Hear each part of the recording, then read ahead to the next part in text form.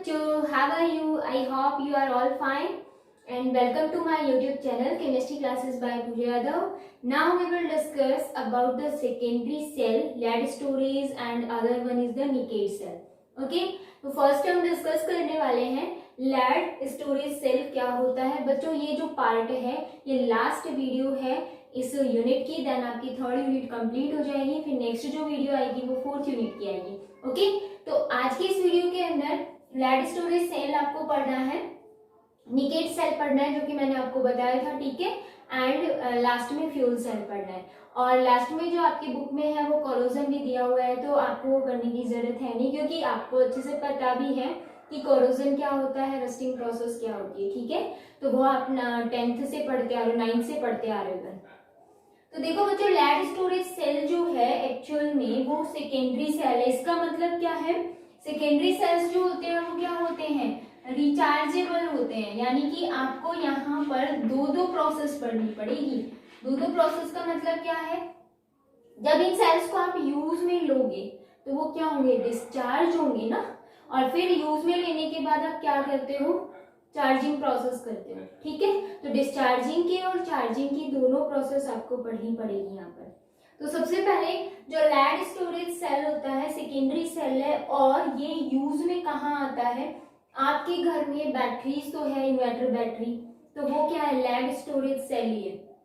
जो बैटरी आती है ना, ऊपर वाला बॉक्स नहीं, सेटअप पूरा बॉक्स नहीं, जो नीचे जो बैटरी आती है जिसमें आप लिक्विड फिलअप करते हो, है ना, तो वो जो बैटरी है वो है क्या, लेड स्टोरेज बैटरी है या लेड स्टोरेज सेल है, ठीक है। तो उसके अंदर एक्चुअल में क्या क्या होता है, कौन कौन सी इलेक्ट्रोड होती है, कौन सा इलेक्ट्रोलाइट भरा होता है, कैसे वो वर्क करती है, ये आपको सारा समझना है, ठीक है। एक इम्पॉर्टेंट पॉइंट क्या है इसके अंदर कि लेड स्टोरेज जो सेल है उसके अंदर जो डिस्चार्जिंग की प्रोसेस होगी, ठीक है, ये आपको ध्यान रखनी है। जो डिस्चार्जिंग की प्रोसेस है एक्चुअल में इसमें क्या होगा कि जो केमिकल एनर्जी है वो किस में चेंज होगी, इलेक्ट्रिकल एनर्जी के अंदर, ठीक है। इसका मतलब कि किसकी तरह काम करेगा, इलेक्ट्रोकेमिकल सेल की तरह काम करेगा।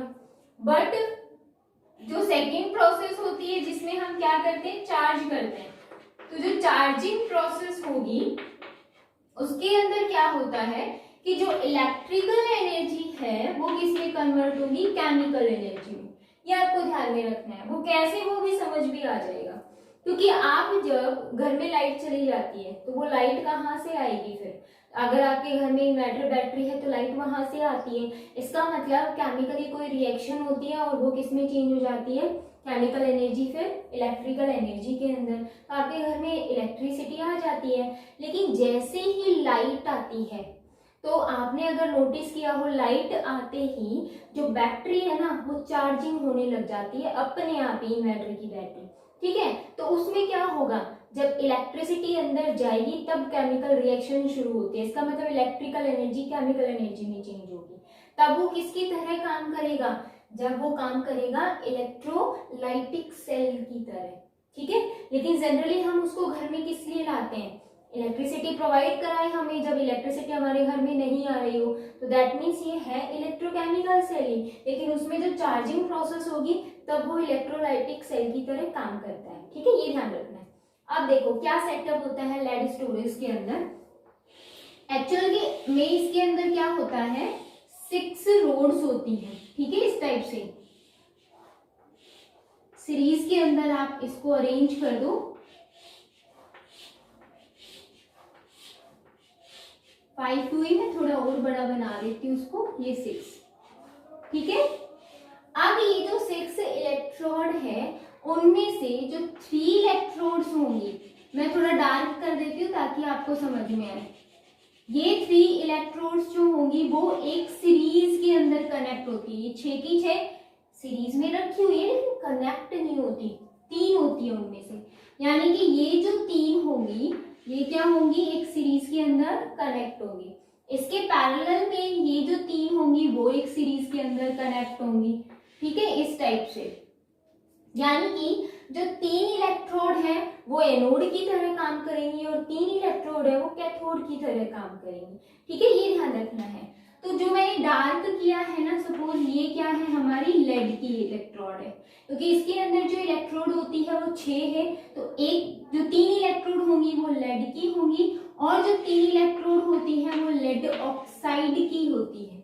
ठीक है, ये ध्यान रख लेना। तो जो लेड की इलेक्ट्रोड्स होती हैं वो किसकी तरह काम करेगी, एनोड की तरह काम करेगी। ठीक है, यानी कि ये आपका नेगेटिव टर्मिनल है इसका, एनोड नेगेटिव पॉजिटिव आपको अच्छे से बता दिया था। और जो लेड ऑक्साइड है वो किसकी तरह काम करेगी, कैथोड की तरह। और फिर आप इन दोनों को वायर से कनेक्ट कर दो। ठीक है, पूरा सेटअप बताया। अब इससे थोड़ी ना काम चलेगा, इलेक्ट्रोलाइट भी तो भरा जाता है, तो इसके अंदर क्या होता है, इस टाइप से ये बैटरी पूरी कवर है और इसके अंदर इलेक्ट्रोलाइट यहाँ पूरा डिप होती है पूरी। ठीक है, तो इलेक्ट्रोलाइट जो होता है वो इसके अंदर भरा जाएगा H2SO4, और वो भी किस फॉर्म में होगा, डाइल्यूट फॉर्म के अंदर होगा। समझ आया? तो यहाँ पर H2SO4 है इलेक्ट्रोलाइट। अब ये काम कैसे करेगा, अब आपको पता है कि एनोड और कैथोड पर क्या क्या होता है, एनोड पर ऑक्सीडेशन होता है, कैथोड पर रिडक्शन होता है, तो हमें सिर्फ वही काम करना है। जो ये डाइल्यूट H2SO4 है ये किस फॉर्म में प्रेजेंट है, आयनिक फॉर्म में H पॉजिटिव और SO4 2 नेगेटिव आयन के अंदर।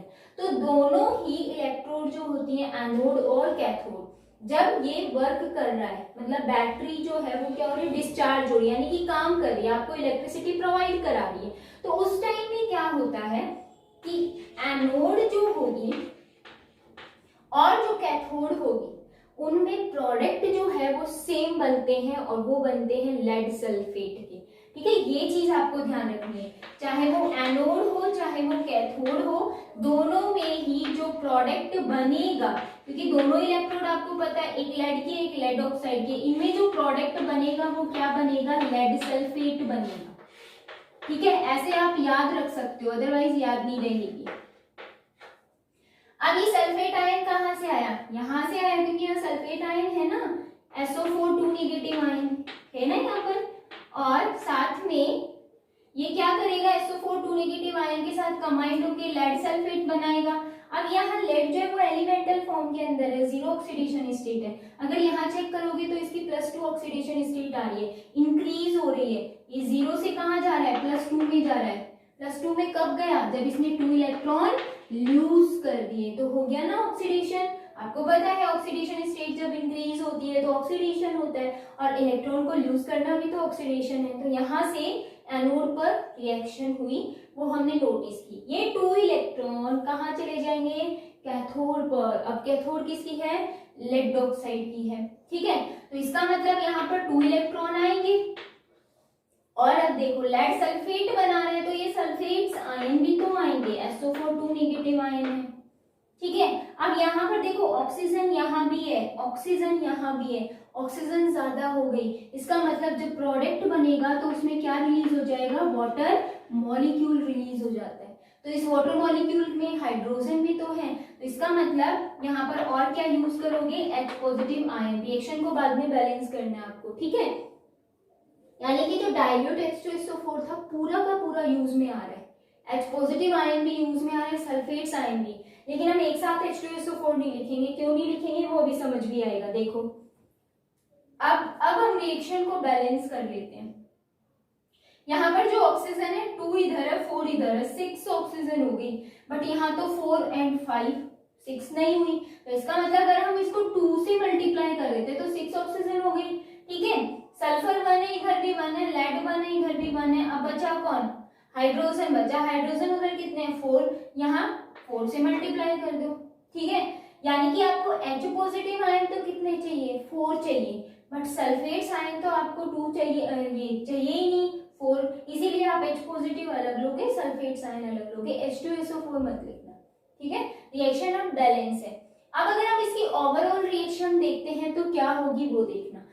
एनोड और कैथोड, इस पर ऑक्सीडेशन हुआ और इस पर रिडक्शन हुआ, लेकिन दोनों में जो प्रोडक्ट है वो सेम बना, बट कैथोड में एडिशनल क्या बन रहा है, वाटर बन रहा है। इसका मतलब यहाँ पर H2SO4 तो यूज में आता जाएगा और पानी बनता हुआ चला जाता है, H2SO4 तो कम हो गया ना, जैसे जैसे कम होगा, कई बार ये होता है ना कि जैसे अब समर के टाइम में क्या होता है, आंधी वगैरह ज्यादा चलती है, पोल वगैरह टूट गए हैं, वायर्स टूट गए हैं, तो लाइट नहीं आती, 2-2 दिन तक लाइट नहीं आई है, तो फिर क्या करते हैं, हम इन्वर्टर कंटिन्यूअसली यूज में ले रहे हैं, एक टाइम ऐसा भी आता है कि वो डिस हो जाता है, ठीक है, क्योंकि उसमें कंटिन्यूअसली ऐसे रिएक्शन होती रहेगी, इलेक्ट्रिकल एनर्जी प्रोड्यूस होती रहेगी, इलेक्ट्रिसिटी आपको मिलती रहेगी, लेकिन उसमें जो H2SO4 भरा हुआ है वो तो यूज में आता जा रहा है, ठीक है, इसका मतलब वहां पर हम सल्फेट आयन बचेंगे ही नहीं, रिएक्शन स्टॉप हो जाएगी, और रिएक्शन स्टॉप होगी तो वो डिस हो गया, बैटरी काम नहीं कर रही, इलेक्ट्रिसिटी आपको नहीं मिलेगी, ठीक है, ये चीज ध्यान रखना। तो अब ओवरऑल जब रिएक्शन करते हैं तो मैं इन आयंस को ऊपर लिख देती हूँ ताकि आप देख सको। ओवरऑल रिएक्शन जब आप देखोगे तो क्या होगा, देखो सिंपल सा है, यहाँ पर 2 इलेक्ट्रॉन कैंसिल आउट हो गए, ठीक है, बाकी और कुछ मैच हो रहा है, नहीं हो रहा, क्या क्या प्लस करना है, लेड करना है, लेड ऑक्साइड करना है, और साथ में सल्फेट्स आयन इधर भी इसका मतलब 2 सल्फेट्स आयन है, SO4 2 नेगेटिव आयन, और साथ में क्या है 4 पॉजिटिव आयन है, ये तो रिएक्टेंट हो गया, प्रोडक्ट में कौन बचा, लेड सल्फेट कितने 1 and 2, तो आप लिखोगे 2 PbSO4 और साथ में क्या बना 2H2, ओवरऑल ये रिएक्शन बैलेंस है, देख सकते हो आप, ठीक है, तो आपके पास में देखो इलेक्ट्रिकली भी बैलेंस है, क्योंकि यहाँ पर 2 into 2 4 नेगेटिव चार्ज है, 4 पॉजिटिव चार्ज है, इलेक्ट्रिकली न्यूट्रल ही है ये, तो ओवरऑल रिएक्शन एक्चुअल में ये होती है, ठीक है, समझ आ गई। तो ये जो प्रोसेस थी ना वो बच्चों थी डिस्चार्जिंग वाली प्रोसेस, ठीक है, तो आपको अलग अलग लिखनी पड़ेगी, ये डिस्चार्जिंग की है,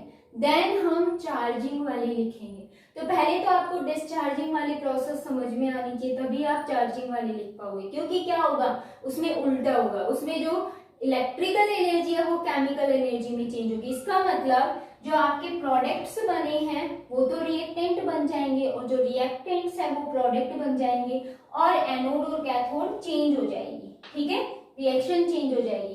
तो अब आपको क्या करना है, देखो अभी हमने ये देखा कि इसके अंदर एक तो लेड की है इलेक्ट्रोड और एक लेड ऑक्साइड की है, लेकिन जैसे जैसे वो यूज में आया डिस्चार्ज होता चला गया, तब क्या हुआ कि जो दोनों इलेक्ट्रोड थी वो किसकी हो गई, मैं सिर्फ 2 ही बना रही हूँ यहाँ पर अभी, ठीक है, ये दोनों इलेक्ट्रोड जो है वो किसकी हो गई है, लेड सल्फेट की, यहाँ पर PbSO4, ये भी PbSO4 की है, ठीक है, अब यहाँ पर इसके अंदर क्या बन गया, एक तो वाटर बन गया, और डाइल्यूट H2SO4 ले लो तो कुछ अमाउंट में H पॉजिटिव और SO4 2 नेगेटिव आयंस भी प्रेजेंट है, रिएक्शन स्टॉप हो चुकी है क्योंकि वो कंप्लीटली डिस हो चुका है।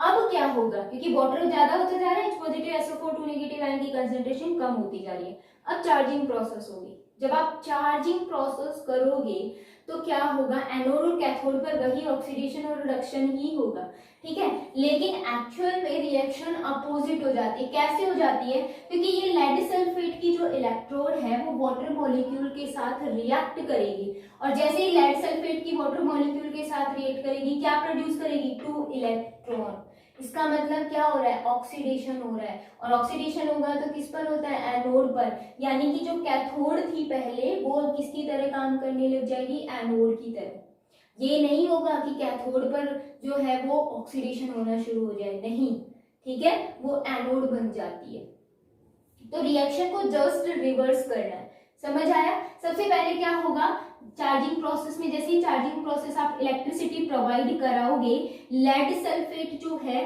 वो वाटर मॉलिक्यूल की प्रेजेंस में क्या होने लग जाता है, डिसोशिएट होने लग जाता है, टूटने लग जाता है, तो इस टाइप से आयंस बन जाएंगे, ठीक है, अलग अलग, और लेड ऑक्साइड बन जाता है, अपोजिट चले, ठीक है। अब जैसे ये 2 इलेक्ट्रॉन यूज हुए, ये 2 इलेक्ट्रॉन कहाँ जाएंगे, कैथोड की तरफ जाएंगे, अपोजिट डायरेक्शन में यहाँ मूव करेंगे, सपोज ये एनोड की तरह काम करेगा, अब ये कैथोड की तरह काम करेगा, यहाँ पर ये 2 इलेक्ट्रॉन जैसे जाएंगे, अब ये किसकी है, लेड सल्फेट की है, ये 2 इलेक्ट्रॉन गेन करके किस में चेंज हो जाएगा, लेड और सल्फेट आयन में चेंज हो जाता है, ठीक है, सिर्फ आपको रिवर्सिबल जाना है, उल्टे जाना है, रिएक्शन बहुत इजी, अगर ये याद है तो उल्टा आप बहुत जल्दी लिखोगे, ठीक है। तो चलो अभी हम इसकी चार्जिंग वाली और कर लेते हैं, क्योंकि ये वाली तो डिस्चार्जिंग की थी, चार्जिंग में क्या होगा वो देखो अभी। अब बच्चों हमें चार्जिंग की प्रोसेस देखनी है, ठीक है, चार्जिंग में क्या होगा, ये जो लेड सल्फेट है ये वाटर मॉलिक्यूल के साथ रिएक्ट करेगा और ये एनोड पर होगा, ठीक है। मतलब PbSO4 है, इसने किसके साथ रिएक्ट किया, वाटर मॉलिक्यूल के साथ रिएक्ट किया। या फिर जब हम इलेक्ट्रिसिटी देंगे तो ये आयोनाइज्ड होंगे, और आयोनाइज्ड होंगे तो क्या बनेगा, PbO2 लेड ऑक्साइड, और साथ में क्या होगा, SO4 2 नेगेटिव आयन और H पॉजिटिव आयन रिलीज होंगे, और साथ में 2 इलेक्ट्रॉन रिलीज हो जाते हैं। फिर आप क्या करोगे, इन रिएक्शंस को बैलेंस करोगे, है ना। और रिएक्शन को बैलेंस करने के लिए आपको पता है कि हमने पहली जो रिएक्शन बैलेंस की सेम एज इट इज करना है, यहाँ पर 2 लगाना है और यहाँ पर 4 लगाना है, रिएक्शन बैलेंस हो जाएगी, ठीक है। नेक्स्ट कैथोड पर क्या होगा कि अब इलेक्ट्रॉन जो है वो इस डायरेक्शन में आ रहे हैं कैथोड की तरफ। अब हमने ये माना कि ये कैथोड है, चार्जिंग प्रोसेस में अपोजिट हो जाता है ना, और ये एनोड है।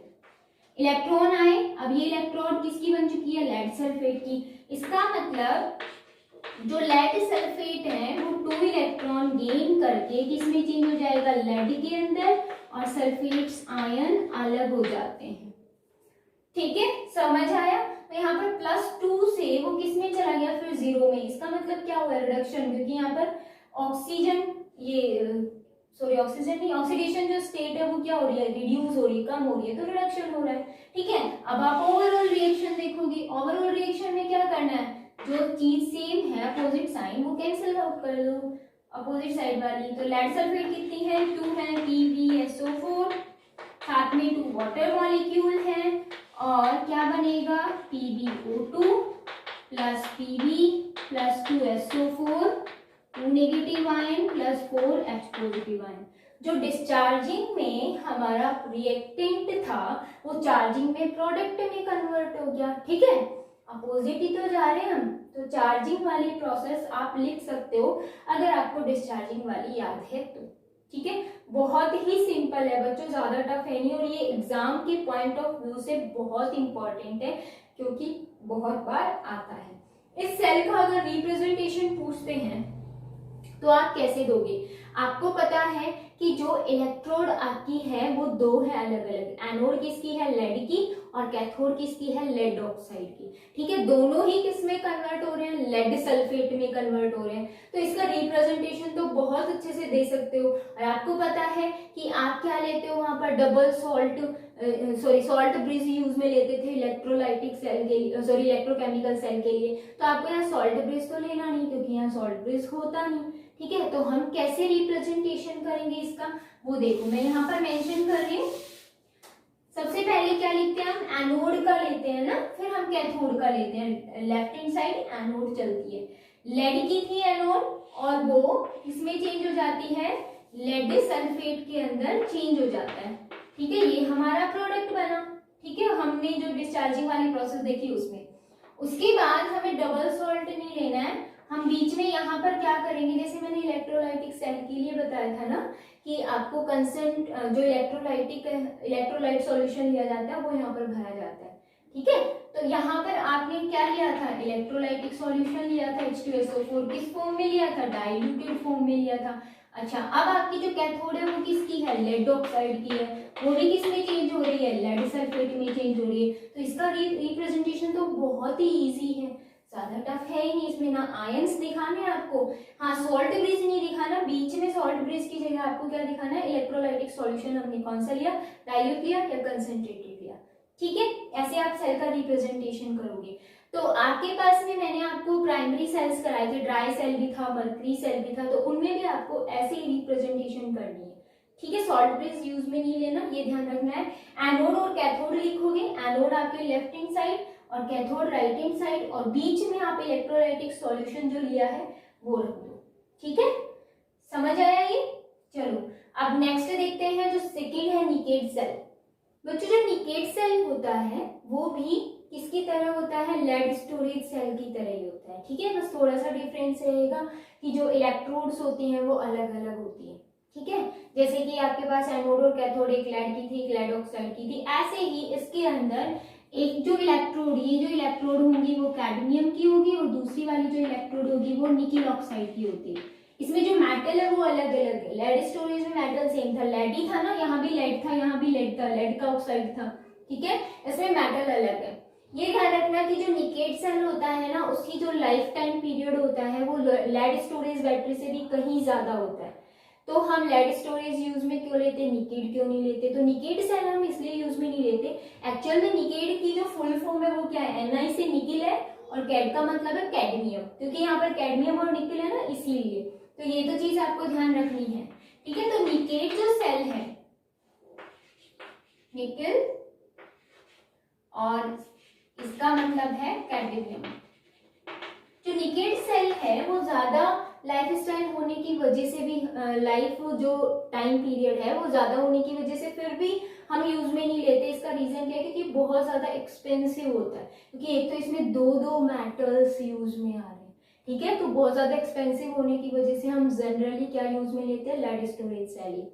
आप देखो इसके अंदर क्या है, एनोड और कैथोड आपको पता ही है। अब जो इलेक्ट्रोलाइटिक सॉल्यूशन भरा होता है वो बच्चों यहाँ पर होता है KOH का, ठीक है, यानी कि यहाँ पर पोटेशियम आयन है और OH नेगेटिव आयन है।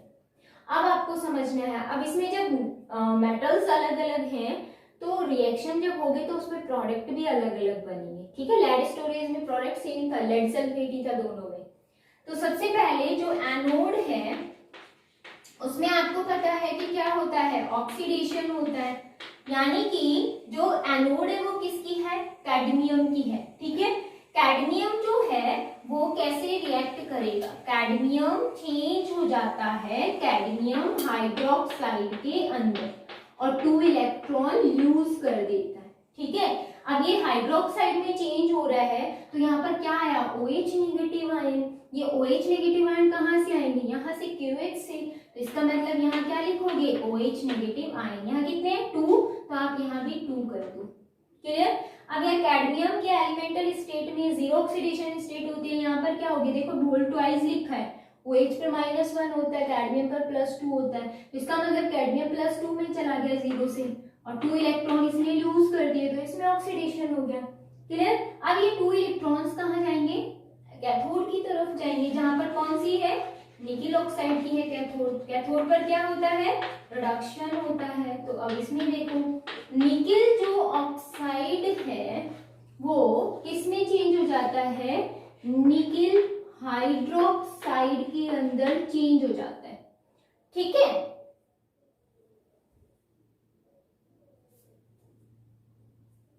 और यहाँ पर क्या रिलीज हो जाते हैं, OH नेगेटिव आयन रिलीज हो जाते हैं।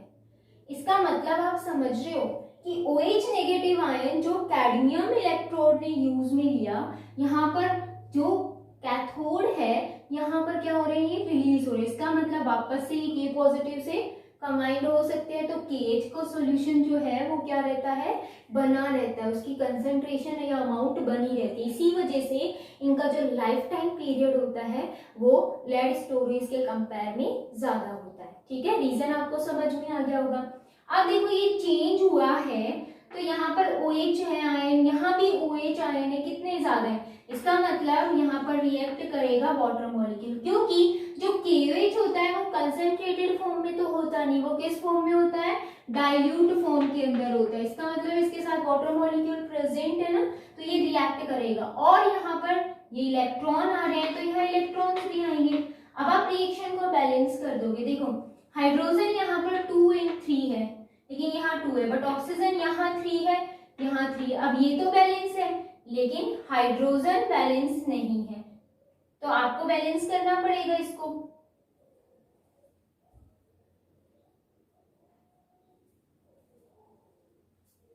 तो आप कैसे करोगे, सिंपल है, अगर हम यहाँ पर 2H2O कर दें तो ऑक्सीजन कितने हो गए, 4, और हाइड्रोजन भी कितने हो गए, 4, है ना। तो यहाँ पर देखो अगर मैं 2 लगा दूं तो 2 हाइड्रोजन और 2 हाइड्रोजन हो गई 4, ऑक्सीजन भी 2 into 4, बैलेंस रिएक्शन। चलो अब देखो एक चीज और भी समझ लेना, अगर बैलेंस करने में कॉम्प्लिकेटेड लगे तो ऊपर कितने OH नेगेटिव आयन यूज में आए, 2, तो यहाँ भी 2 OH नेगेटिव आयन कर देना। या फिर सिंपल है, जब ये 2 इलेक्ट्रॉन ले रहा है, ठीक है, तो यहाँ पर 2 इलेक्ट्रॉन्स है तो OH नेगेटिव आयन में कितने वहां पर होंगे, 2 होंगे। ऐसे भी कर सकते हो, आपकी मर्जी है। ओवरऑल रिएक्शन चेक करते हैं, 2 इलेक्ट्रॉन से 2 electron cancel out, 2 OH negative ion से 2 OH negative ion cancel out, क्योंकि ये तो एज इट इज बन गया, वापस से QH में कन्वर्ट हो गया। अब यहाँ पर कैडमियम जो है वो कैसे रिएक्ट करेगा, निकल ऑक्साइड के साथ प्लस Me2H2O और क्या बना, कैडमियम हाइड्रोक्साइड, साथ में बना निकल हाइड्रोक्साइड, ठीक है, और कुछ बन नहीं सकता।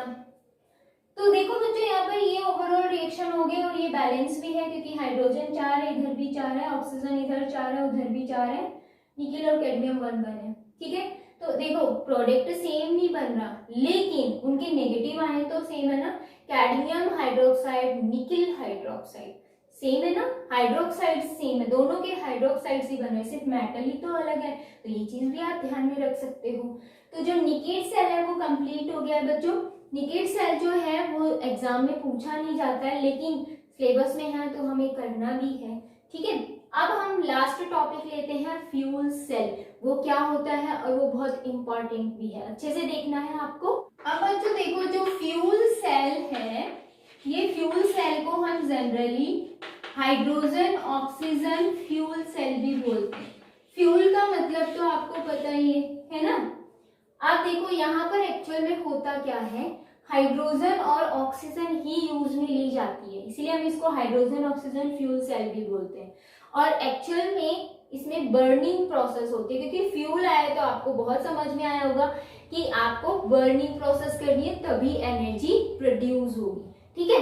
तो जो फ्यूल सेल होता है ये बहुत ही इंपॉर्टेंट क्यों है, क्योंकि स्पेस के अंदर जब जाते हैं तो क्या होता है कि हमें बहुत सारा फ्यूल चाहिए, क्योंकि जब एनर्जी अपोजिट डायरेक्शन में लगेगी, फोर्स लगेगा तो जो स्पेस होता है वो ऊपर जाता है ना। तो उसके लिए हमें एक ऐसा फ्यूल सेल चाहिए जो कि बहुत ही लाइट वेट हो और कंटिन्यूअसली काम करता रहे, ठीक है। तो ज्यादातर हम ये यूज में लेते हैं, बहुत ज्यादा ये भी नहीं है कि बहुत ज्यादा एक्सपेंसिव है, लेकिन इसमें कुछ डिसएडवांटेजेस भी हैं, वो भी करा दूंगी मैं। तो फ्यूल सेल एक्चुअल में है क्या वो समझना है, फिर उसके बाद उसमें रिएक्शन कैसे हो रही है वो भी देखना है।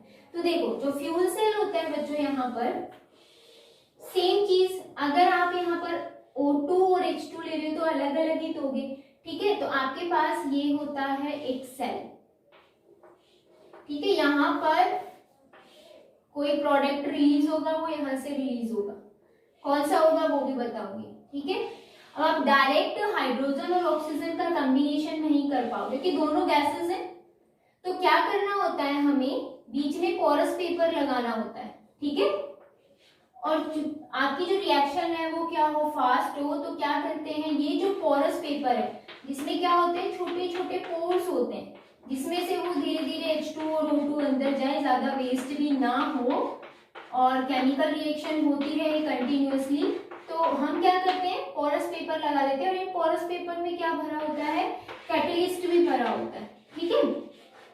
और एक्चुअल में ये जो एक तरह से इलेक्ट्रोड की तरह काम करती है, इनको हम बैटरी से उससे कनेक्ट कर देते हैं वोल्टमीटर से, ठीक है। तो इलेक्ट्रोड भी होती है, तो एक्चुअल में कार्बन की इलेक्ट्रोड होती है या ग्रेफाइट बोल सकते हो आप, ठीक है। अब इसमें क्या होता है, कैटलिस्ट भी भरा जाता है और वो कैटलिस्ट हम प्लैटिनम, पैलेडियम या सिल्वर कोई भी ले सकते हैं ताकि रिएक्शन फास्ट हो।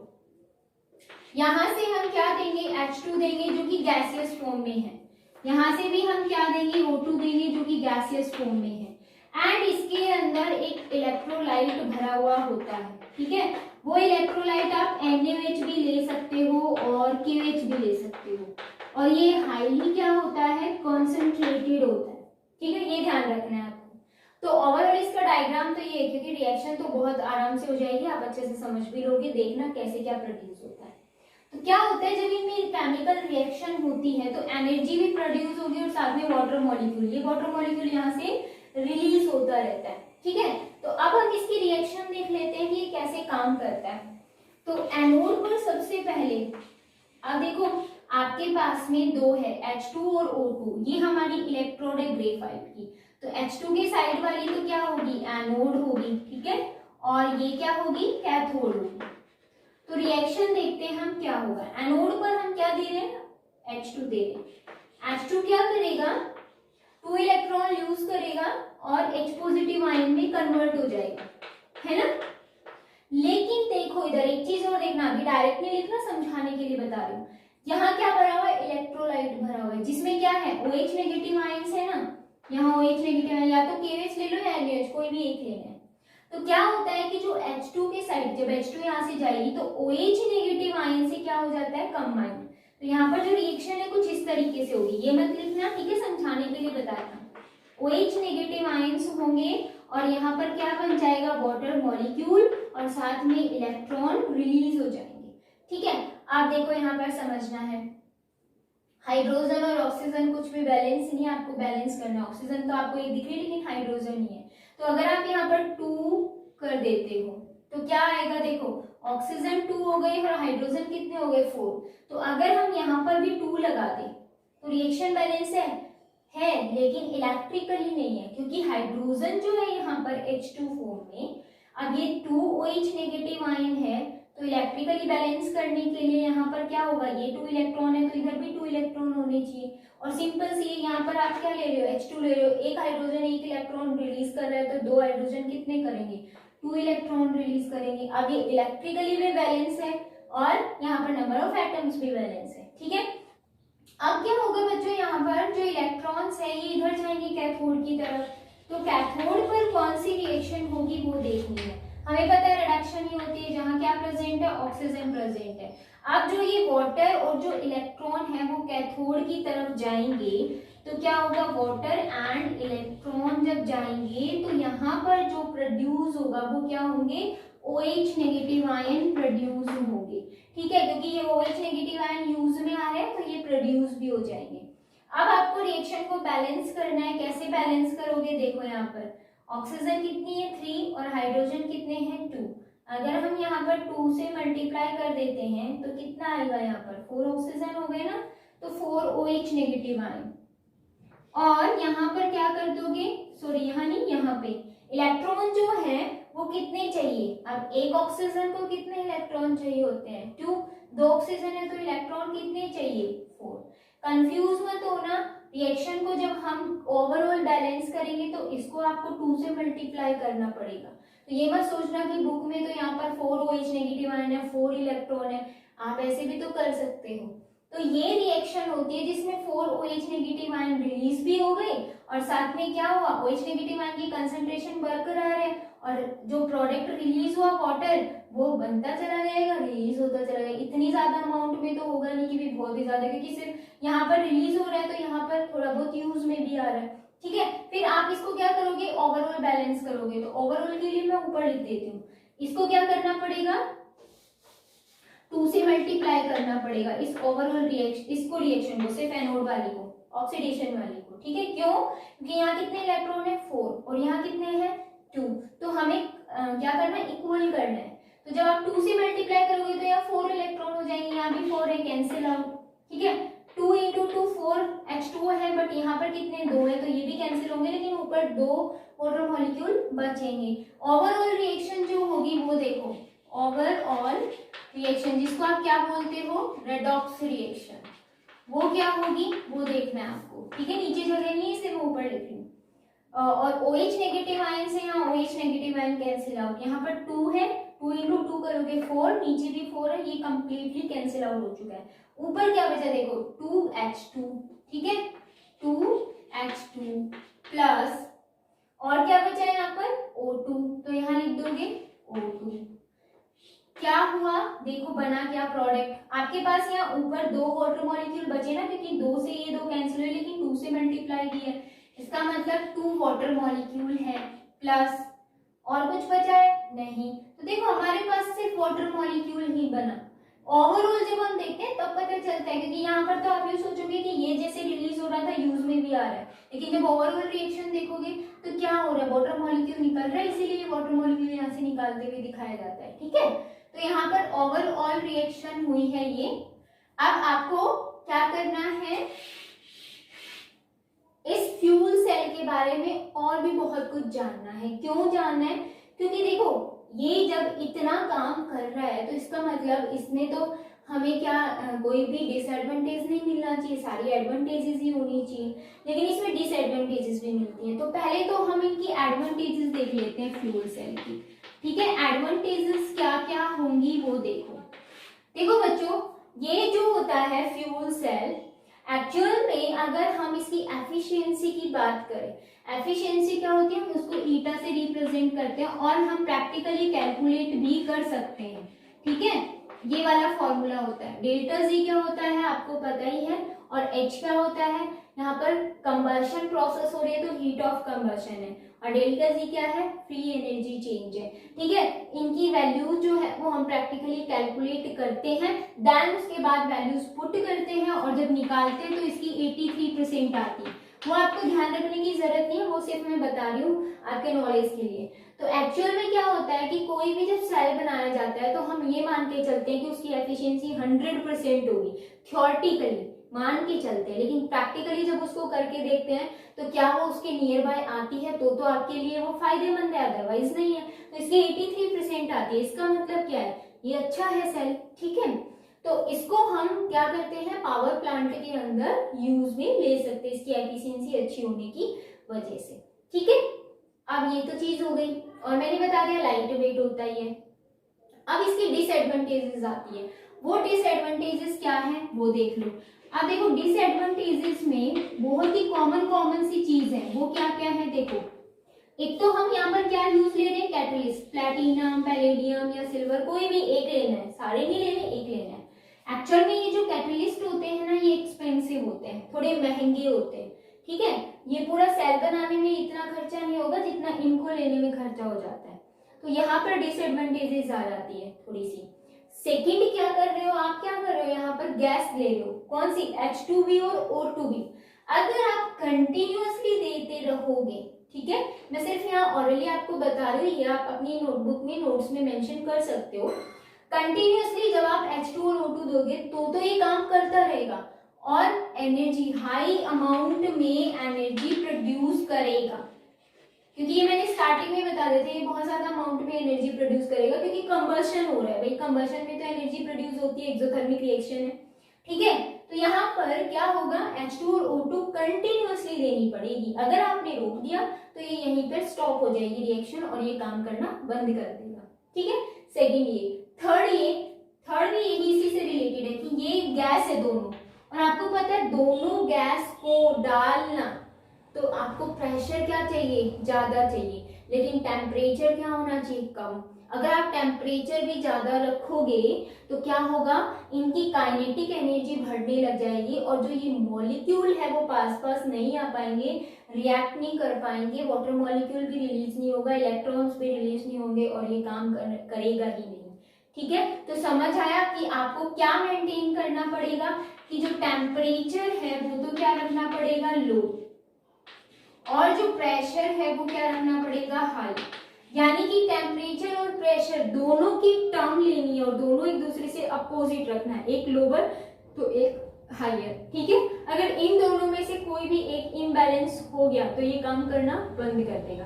तो यहाँ पर ये इसकी थोड़ी सी डिसएडवांटेजेस आ जाती है, क्योंकि ये काम करना जब बंद ही कर देगा तो फिर हमारे लिए यूजफुल नहीं होता। तो हमें ये चीजें मेंटेन करनी पड़ेगी, तभी ये काम करेगा, अदरवाइज नहीं करेगा।